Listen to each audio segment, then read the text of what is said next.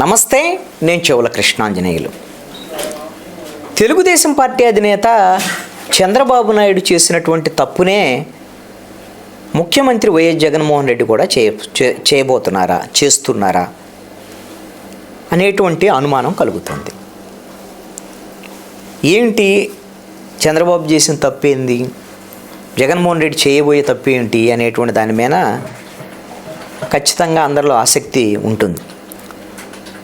2018లో అధికారంలో ఉన్నప్పుడు తెలుగుదేశం పార్టీ బీజేపీతో పొత్తులో ఉండి మరి ఈ రాష్ట్రానికి ప్రత్యేక హోదా ఇవ్వలేదు, విభజన హామీలు అమలు చేయలేదు, బీజేపీ అన్యాయం చేసింది ఈ రాష్ట్రానికి అని బీజేపీని విలన్గా చేసుకొని, రాజకీయ ప్రత్యర్థిగా చేసుకొని, బీజేపీ మీద గల్లీ నుంచి ఢిల్లీ వరకు నల్ల చొక్కాలు వేసుకొని ధర్మ పోరాట దీక్షల పేరుతో పెద్ద ఉద్యమం చేశారు చంద్రబాబు నాయుడు. బీజేపీకి ఆంధ్రప్రదేశ్లో అసలు బలమే లేదు. బీజేపీ తెలుగుదేశం పార్టీకి రాజకీయ ప్రత్యర్థి కాదు. మరి అలాంటప్పుడు బీజేపీని రాజకీయ ప్రత్యర్థిగా పెద్ద భూతద్దంలో చూపించి, విలన్గా చూపించి, ప్రజలు ఎలాగో విలనే రాష్ట్రానికి అన్యాయం చేశారు బీజేపీ వాళ్ళు, కాదంటం లేదు. బీజేపీ మీద పోరాటం చేస్తే జగన్మోహన్ రెడ్డికి పట్టం కడతారని, చంద్రబాబు నాయుడికి పట్టం కడతారని చంద్రబాబు నాయుడు భావించాడు. మరి జరిగింది ఏమిటి? వాస్తవంగా పోరాటం చేయాల్సింది ఎవరి మీద? రాజకీయ ప్రత్యర్థి వైఎస్ఆర్ కాంగ్రెస్ పార్టీకి, చంద్రబాబు నాయుడికి. వైఎస్ఆర్ కాంగ్రెస్ పార్టీ ప్రతిపక్షంలో ఉంది. ప్రతిపక్షంలో ఉండి ఈ రాష్ట్రానికి చంద్రబాబు నాయుడు ఏం చేయటం లేదు కాబట్టి అతను ఓడించండి, వైఎస్ఆర్ కాంగ్రెస్ పార్టీని గెలిపించండి అని విస్తృతంగా జగన్మోహన్ రెడ్డి పాదయాత్ర చేశాడు రాష్ట్రంలో ఈదరి నుంచి ఆ దరి వరకు. అప్పుడు ప్రభుత్వ వైఫల్యాల మీద విపరీతంగా చెప్పుకుంటూ వెళ్ళిపోయాడు. అనేకమైనటువంటి కరెంటు ఛార్జీలు, అనేక ఛార్జీలు పెట్టాడు. బాదురుంది ప్రభుత్వం, ఈయన దించేద్దామని చెప్పేసి ప్రజలందరినీ కూడా ఎక్కేశాడు. దీంతో వైఎస్ఆర్ కాంగ్రెస్ పార్టీని ప్రత్యర్థిగా చూపించి వాళ్ళ మీద పోరాటం చేయాల్సిన చంద్రబాబు నాయుడు వాళ్ళని వదిలిపెట్టేసి బీజేపీ మీద పోరాటం చేశాడు. దాంతో 2019 ఎన్నికల్లో వైఎస్ఆర్ కాంగ్రెస్ పార్టీ 50% ఓట్లతో 151 మంది ఎమ్మెల్యేలు, 22 ఎంపీలతో గెలిచింది. తెలుగుదేశం పార్టీ ఏమైంది? బీజేపీతో పోరాటం చేసిన తెలుగుదేశం పార్టీకి 23 అసెంబ్లీ స్థానాలు వచ్చాయి, 40% ఓట్లు, ఒక 3 ఎంపీలు మాత్రమే గెలిచినటువంటి పరిస్థితి. అంటే చంద్రబాబు నాయుడు మంచి రాజకీయ చతురత కలవాడు, మంచి అనుభవశీలి, మంచి స్ట్రాటజిస్ట్ కూడా. కాబట్టే 1900 ఆయన ఎప్పుడు కాంగ్రెస్ పార్టీలో ఉన్న 82లో తెలుగుదేశం పెట్టక ముందు నుంచి ఆయన కాంగ్రెస్ పార్టీలో ఎమ్మెల్యే అయ్యారు, ఆయన మంత్రి కూడా అయ్యారు. ఒక 40 ఏళ్ల రాజకీయ జీవితం, అంత పెద్ద సీనియర్ పొలిటీషియన్. కొన్ని సందర్భాల్లో అయితే చంద్రబాబు నాయుడు కూడా చెప్పాడు, ప్రధానమంత్రి నరేంద్ర మోడీ నాకన్నా జూనియరు, గుజరాత్లో ఆయన ముఖ్యమంత్రిగా ఉన్నప్పటికీ కూడా ఆయన నాకన్నా జూనియర్ అని చాలా సందర్భాల్లో మాట్లాడినటువంటి సందర్భం కూడా ఉంది. మరి అలాంటి చంద్రబాబు నాయుడు వ్యూహాత్మకంగా తప్పు చేశాడు అనేటువంటిది 2019 ఎన్నికల ఫలితాల తర్వాత అర్థమైంది. ఆ తప్పు ఏమిటి అని అంటే, అసలు రాష్ట్రంలో బలమే లేనటువంటి బీజేపీని రాజకీయ ప్రత్యర్థిగా ఎంచుకోవటం అనేటువంటిది చంద్రబాబు నాయుడు చేసిన తప్పు. మరి ఇప్పుడు జగన్మోహన్ రెడ్డి ఆ తప్పే చేయబోతున్నారా అనేటువంటి మాటను ఎందుకు వాడాను అంటే, ఇండియా టుడేకు సంబంధించినటువంటి సదస్సులో రాజీవ్ సర్దేశాయ్ చేసినటువంటి ఇంటర్వ్యూలో జగన్మోహన్ రెడ్డి మాట్లాడినటువంటి మాటలు కాంగ్రెస్ పార్టీ మీద మొట్టమొదటిసారి 2019 ఎన్నికల తర్వాత గెలిచిన తర్వాత మొట్టమొదటిసారి కాంగ్రెస్ పార్టీ మీద తీవ్రమైన విమర్శలు చేశారు జగన్మోహన్ రెడ్డి. ఎందుకు? షర్మిల పీసీసీ బాధ్యతలు తీసుకున్నారు. ఇప్పుడు షర్మిల వైఎస్ఆర్ కాంగ్రెస్ పార్టీ మీద తీవ్రమైనటువంటి విమర్శలు చేస్తున్నారు. ఈ నేపథ్యంలోనే ఇప్పుడు కాంగ్రెస్ పార్టీ మీద ఆయన టార్గెట్ చేశాడు. కాంగ్రెస్ పార్టీని విలన్గా చూపించేటువంటి ప్రయత్నం కూడా జగన్మోహన్ రెడ్డి చేశాడు. ఏం చెప్పారు ఆయన? కాంగ్రెస్ పార్టీ ఈ రాష్ట్రాన్ని అప్రజాస్వామికంగా విభజించింది, అనైతికమైనగా రాజ్యాంగ వ్యతిరేకంగా విభజించింది. ఈ రాష్ట్రాన్ని విభజించినటువంటి కాంగ్రెస్ పార్టీ మా కుటుంబాన్ని కూడా విభజించింది. బ్రిటిష్ వాళ్ళ తరహాలోనే విభజించు పాలించనేటువంటి విధంగా కాంగ్రెస్ పార్టీ వ్యవహరిస్తోంది. తాను కాంగ్రెస్ పార్టీ తన మీద కేసులు పెట్టినటువంటి నేపథ్యంలో తాను వైఎస్ఆర్ కాంగ్రెస్ పార్టీని పెట్టుకుంటే ఆ రోజున కాంగ్రెస్ పార్టీ తన చిన్నానైనటువంటి వివేకానంద రెడ్డికి మంత్రి పదవి ఇచ్చి మామేనే పోటీ చేయించారు మా కుటుంబంలో మా బాబాయిని.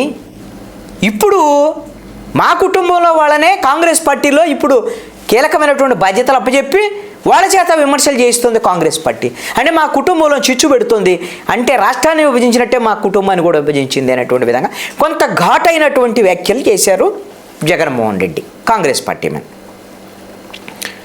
మరి కాంగ్రెస్ పార్టీ మీద ఈ విమర్శలు కేవలము ఆయన ప్రశ్న అడిగాడు.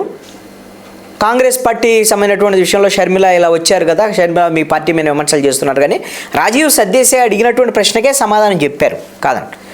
మరి భవిష్యత్తులో ఏమైనా సరే కాంగ్రెస్ పార్టీ రాష్ట్రాన్ని విభజించడం అనేటువంటి అంశం కానీ, లేదా కాంగ్రెస్ పార్టీ అన్యాయం చేసిందనేటువంటి అంశాలు కానీ రేపు పొద్దున భీమిలి బహిరంగ సభ, ఇదే రాజకీయపరమైనటువంటి ఎన్నికల బహిరంగ సభ భీమిలిలో మొదలు కాబోతోంది 27వ తేదీన. ఎవరైనా విమర్శలు చేస్తారు జగన్మోహన్ రెడ్డి? ఈ రాష్ట్రంలో తన రాజకీయ ప్రత్యర్థులుగా ఉన్నటువంటి తెలుగుదేశము, జనసేన మీద, బీజేపీతో కేంద్ర ప్రభుత్వంతో మేము సఖ్యతగానే ఉన్నామని చెప్తున్నారు కదా, బీజేపీ మీద అయితే విమర్శలు చేసేదానికి అవకాశం లేదు, ఆయన చేయటం లేదు కూడా. మరి ఇప్పుడు ఆ సరసన కాంగ్రెస్ పార్టీని కూడా చేరుస్తారా? తెలుగుదేశం జనసేనతో పాటు కాంగ్రెస్ను కూడా విమర్శిస్తే పర్వాలేదు, ఒక అర్థం ఉంటుంది. మొన్న ఆల్రెడీ ఒక విమర్శ చేశారు ఉరవకొండ బహిరంగ సభలో. ఈ రాష్ట్రాన్ని విభజించినటువంటి పార్టీకి బాధ్యతలు తీసుకున్నటువంటి వాళ్ళు చంద్రబాబు నాయుడిని అధికారంలోకి తీసుకురావడం కోసం చంద్రబాబు నాయుడికి ఒత్తాసు పలికేటువంటి విధంగా తెలుగుదేశం పార్టీ స్టార్ క్యాంపెయినర్గా మాట్లాడుతున్నారు అని. అట్లాగా తెలుగుదేశం జనసేనని టార్గెట్ చేస్తూ వాళ్ళకి సపోర్ట్ చేస్తున్నారు కాంగ్రెస్, షర్మిల అని అంటే పర్వాలేదు.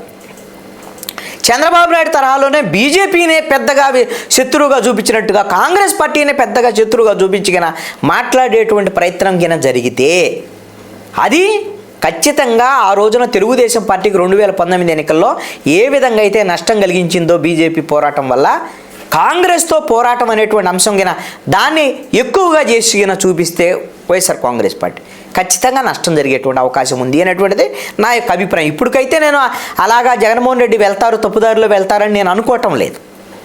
ఎందుకు అంటే ఇదే ఇంటర్వ్యూలో రాజీవ్ సర్దేశాయ్ అడిగినటువంటి మీకు రాజకీయ ప్రత్యర్థులు ఎవరు ఈ రాష్ట్రంలో అన్న మాటకి చాలా స్పష్టమైనటువంటి సమాధానం చెప్పారు జగన్మోహన్ రెడ్డి. ఆ క్లారిటీ ఉంది. నేను కాంగ్రెస్ని ఆయన లక్ష్యంగా చేసుకొని కాంగ్రెస్ని పెద్ద భూతద్దంలో చూపి ఇలానగా చేసి దాన్ని వెంటబడతారని నేను అనుకోవటం వల్ల, కానీ అట్ట పడితే ఖచ్చితంగా నష్టం జరిగిద్ది చంద్రబాబు తరహాలో అనేది నా ఉద్దేశం, అంతే. ఇక్కడ ఆయన ఏం చెప్పారు రాజీవ్ సర్దేశాయ్ అడిగిన దానికి మీకు రాజకీయ ప్రత్యర్థులు ఎవరు అంటే ఈ రాష్ట్రంలో ఉన్నటువంటి జాతీయ పార్టీలుగా ఉన్నటువంటి బీజేపీ, కాంగ్రెస్, వీళ్ళిద్దరు పెద్ద ప్రభావం లేదు. రేపు బీజేపీ కలిస్తే తెలుగుదేశం జనసేనతో కలిసిద్దేమో నాకు తెలియదు, ఎవరు కలిసినా కానీ నాకు సంబంధం లేదు. తెలుగుదేశము జనసేనే మాకు రాజకీయ ప్రత్యర్థులు అనేటువంటిది స్పష్టత ఇచ్చేశారు. కాబట్టి జగన్మోహన్ రెడ్డి కూడా వైఎస్ఆర్ కాంగ్రెస్ పార్టీ కూడా స్పష్టత ఉందని నేను అనుకుంటున్నా. ఆ స్పష్టతతోనే ఏం చెప్తారు, ఇప్పుడు ఉన్నటువంటి పరిస్థితుల్లో మేము అధికారంలో ఉన్నప్పుడు మేము ఈ సంక్షేమ పథకాలను అమలు చేస్తున్నాం. తెలుగుదేశం పార్టీకి క్రెడిబిలిటీ లేదు, చంద్రబాబు నాయుడు క్రెడిబిలిటీ లేదు. తెలుగుదేశానికి సపోర్ట్ చేశారు 2014 ఎన్నికల్లో, జనసేన కూడా సపోర్ట్ చేసింది కదా, ఆ ప్రభుత్వం ఫెయిల్ అయింది కదా, ఏ సంక్షేమ పథకాలు అమలు చేయలేదు కదా, వీళ్ళిద్దరు ఏం ముఖం పెట్టుకొని వస్తారు అనేటువంటి దాని మీద తెలుగుదేశం జనసేనని, చంద్రబాబు నాయుడిని, పవన్ కళ్యాణ్ని వైసీపీ టార్గెట్ చేయొచ్చు. ఆ విధంగా టార్గెట్ చేస్తే అప్పుడు అసలైనటువంటి పోటీదారు మీద పొట్లాడినట్టు అవుతుంది. మరి షర్మిల రావటం వల్ల షర్మిల నేరుగా ఎక్కువ టార్గెట్ చేస్తుంది వైఎస్ఆర్ కాంగ్రెస్ పార్టీని.